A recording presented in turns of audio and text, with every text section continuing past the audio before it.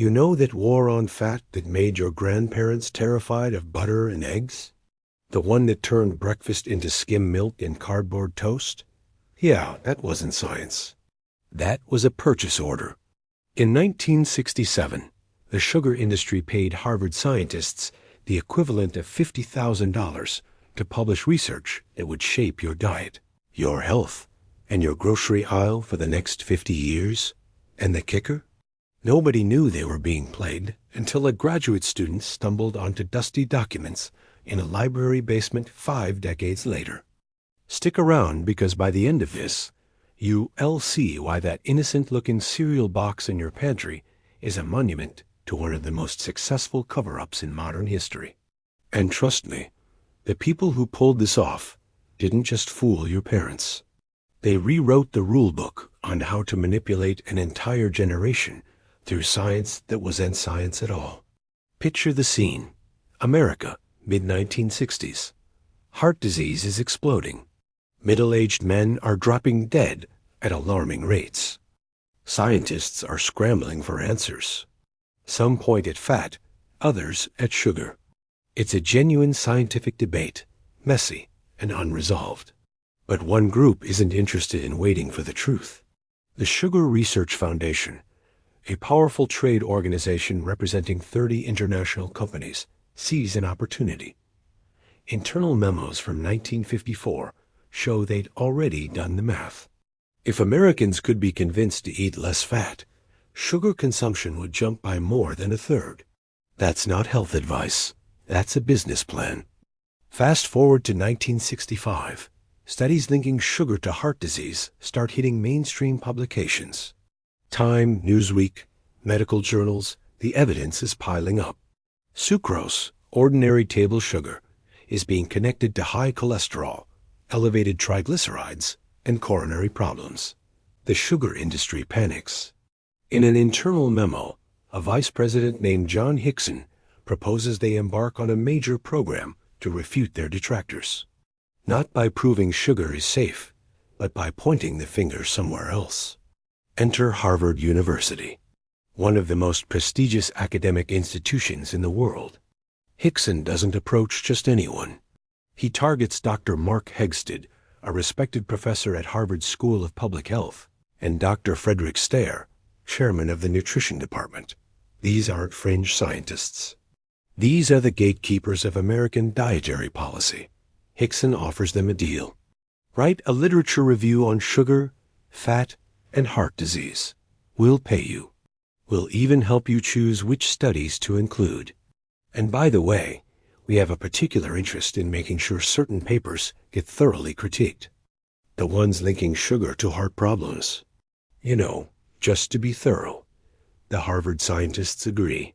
They accept the equivalent of $48,000 in today's money. The Sugar Research Foundation doesn't just hand over cash and walk away. They stay involved. They review drafts. They supply materials. They make it clear what conclusions they expect. And here's the thing, at the time, none of this was illegal. Journals didn't require conflict of interest disclosures. Funding sources stayed hidden. The public had no idea that the research they were reading had been commissioned, shaped, and approved by the very industry it was supposed to evaluate objectively. In 1967, the review is published in the New England Journal of Medicine, one of the most influential medical journals in the world. The conclusion? There is no doubt the only dietary intervention needed to prevent heart disease is reducing fat and cholesterol. Sugar? Barely mentioned. The studies linking it to heart disease? Dismissed as flawed, inconsistent, or irrelevant. Meanwhile, research pointing at fat was treated with far less scrutiny. Entire classes of evidence were cherry-picked. Animal studies that showed sugar's harm were rejected because such diets are rarely consumed by humans. But studies on fat? Those same kinds of flawed studies? Totally acceptable. The double standard was glaring, but it was published under the Harvard name, in a prestigious journal, with no mention of who paid for it. And just like that, the narrative shifted. Saturated fat became public enemy number one. Sugar got a free pass. Now here's where it gets worse. Dr. Hegsted, one of the scientists who took the money and wrote that review, didn't just fade into obscurity. He went on to become the head of nutrition at the United States Department of Agriculture. That means the man who helped the sugar industry rewrite science was later in charge of writing the federal government's dietary guidelines. The same guidelines that told Americans to avoid fat and load up on carbohydrates. The same guidelines that shaped school lunches, food labels, hospital meals, and nutrition advice for decades. Think about that.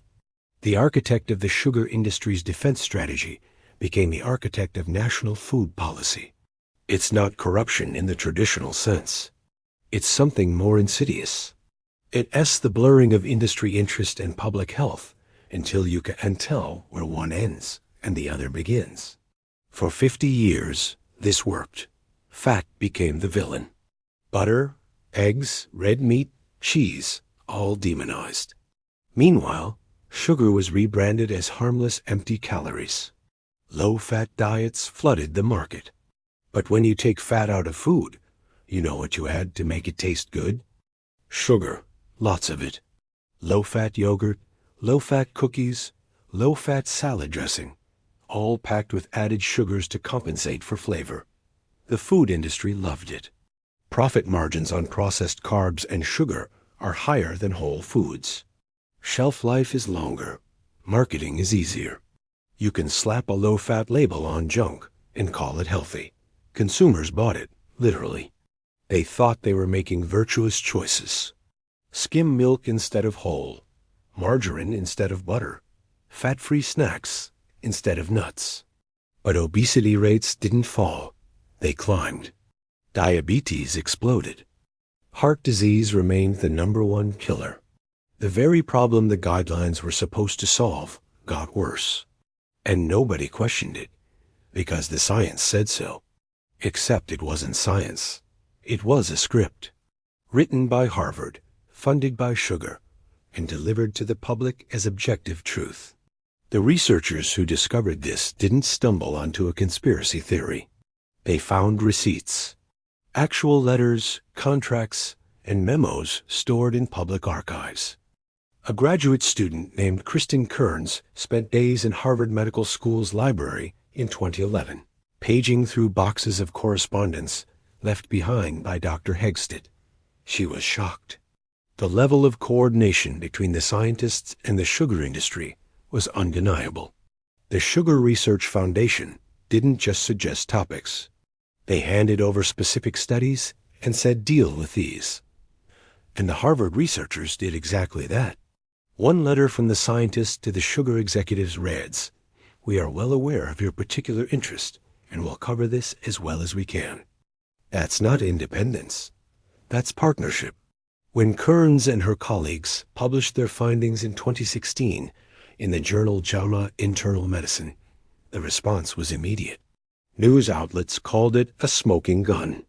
Comparisons to Big Tobacco's playbook flooded the analysis. The sugar industry had used the same tactics: fund friendly research, discredit unfavorable studies, shape public perception through science that looks legitimate. It worked for tobacco for decades. It worked for sugar even longer. The Sugar Association, which evolved from the Sugar Research Foundation, issued a statement. They acknowledged they should have exercised greater transparency, but pointed out that funding disclosures weren't the norm back then. Technically true, but morally? They knew what they were doing. Internal documents from the 1950s show they identified low-fat diets as a market opportunity. They didn't stumble into this. They engineered it. Now, here's the uncomfortable part. Some historians argue this isn't as clear-cut as it seems. They say the Harvard scientists were already leaning toward blaming fat before the sugar industry approached them. That the dominant nutritional paradigm of the era focused on cholesterol and saturated fat, not sugar. That the scientists weren't bought off so much as amplified for views they already held. And sure, there's truth to that. Dr. Hegsted had published studies funded by the dairy industry that pointed at fat as a problem. So when the sugar industry came calling, they weren't paying him to lie. They were paying him to emphasize one truth and ignore another. But that's the whole point. Science isn't about choosing convenient truths. It's about evaluating all the evidence fairly. The Harvard Review didn't do that. It dismissed studies on sugar with strict standards, while accepting studies on fat with loose ones. That's bias. Whether it was intentional corruption or convenient alignment doesn't really matter. The outcome was the same. An entire field of nutrition was steered in the wrong direction. And the cost? Immeasurable. Millions of people spent decades eating diets they thought were healthy, but were actually making them sicker. Families replaced butter with margarine, not knowing trans fats were worse. Workers grabbed low-fat muffins for breakfast, unaware they were sugar bombs. Parents gave kids cereal marketed as part of a balanced diet, not realizing it was dessert in a bowl. The ripple effects are everywhere. Metabolic syndrome, type 2 diabetes, non-alcoholic fatty liver disease. These weren't just unfortunate trends. They were outcomes of policy shaped by purchase science. The food industry made billions. Pharmaceutical companies made billions treating the diseases that followed. And ordinary people paid the price in declining health and rising medical bills. What makes this story so dangerous isn't just what happened in 1967. It's that the same playbook is still in use. In 2016, the Associated Press uncovered that a candy trade association funded research, claiming kids who eat candy weigh less than kids who don't. Coca-Cola was caught funneling millions into research, downplaying the link between soda and obesity. Food companies still fund studies. They still shape conclusions. They still influence guidelines. The only difference is that now, thanks to researchers like Kearns, we're paying attention. Disclosure rules have tightened. Conflicts of interest must be stated. But the incentives haven't changed. Industries still have billions of reasons to make their products look harmless. And scientists still need funding. The system is built for this kind of influence. So where does that leave us? With a hard truth. When you hear expert consensus, when you see official guidelines, when a study says something is safe or dangerous, you have to ask who funded it. Not because all science is corrupt, but because some of it is. And the corrupt science often looks the most legitimate. It comes from prestigious institutions. It's published in respected journals. It's cited for decades. The 1967 Sugar Review shaped federal policy, textbooks, and medical advice for half a century before anyone realized it was industry propaganda dressed as scholarship.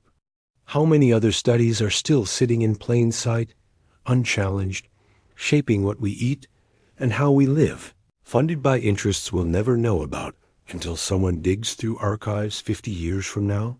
Here's the lesson. The sugar industry didn't win by lying. They won by telling half the truth. Fat does contribute to heart disease under certain conditions. But so does sugar, especially in the quantities Americans were consuming.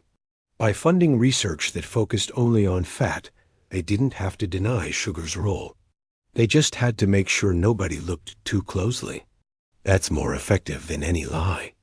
Because when the research is technically accurate, but selectively framed, it's almost impossible to challenge. You can't call it fraud. You can't sue for damages. You can only watch as policy follows funding and health follows policy. And maybe the scariest part? This wasn't a secret conspiracy. It was business as usual. The Sugar Research Foundation operated in the open. They published annual reports. They funded researchers through normal academic channels. The Harvard scientists didn't think they were doing anything wrong. They saw themselves as advancing knowledge. The system allowed it. The norms enabled it. Nobody broke the law. But millions of people suffered anyway. That's the real scandal. Not that it happened, but that it was allowed to happen. That the structures we trust to protect public health, peer review, academic independence, regulatory oversight, all failed. Not because they were weak, but because they were designed for a world where science and commerce stayed separate. That world never existed. And in 1967, we got a brutal reminder of what happens when we pretend it does. So the next time you reach for that low-fat label, or hear a study claiming something is healthy, or see guidelines that seem a little too convenient for a particular industry, remember Harvard and sugar in 1967. Remember that $50,000 bought 50 years of bad advice. And ask yourself, what's being bought today that we won't discover until 2075? Because history doesn't repeat, but it sure does rhyme.